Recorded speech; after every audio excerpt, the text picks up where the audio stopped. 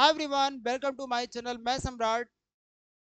आज आपको मैं पढ़ाने चल रहा हूँ क्लास 10th की poem fire and ice.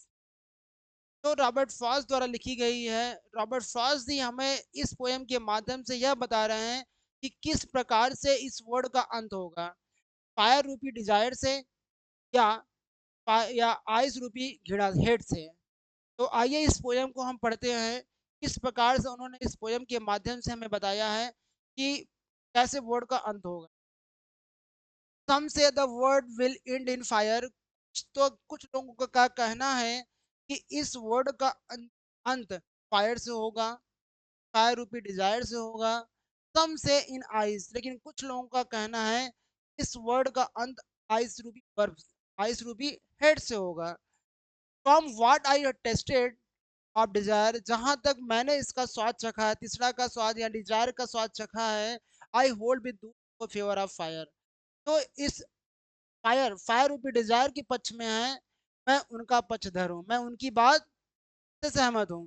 But if it had to perish twice, अगर इस वर्ड का दोबारा विनाश हो, आई थिंक आई नो, मेरा मानना है, मेरा विचार है, एनफ ऑफ फेड, घिरा पर्याप्त है।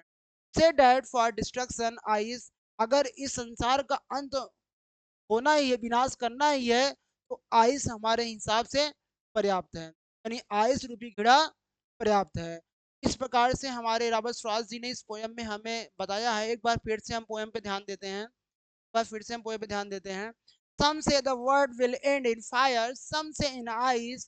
From what I had tasted of desire, I hold with those who favor fire. But it, if it had to perish twice, I think I know enough of it, say that of our destruction and would suffice.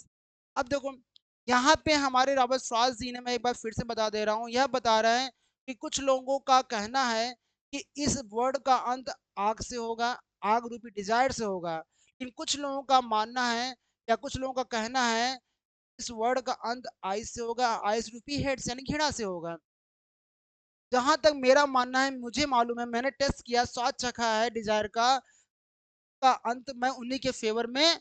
तो यह मानते हैं कि इस word का अंत fire से होगा।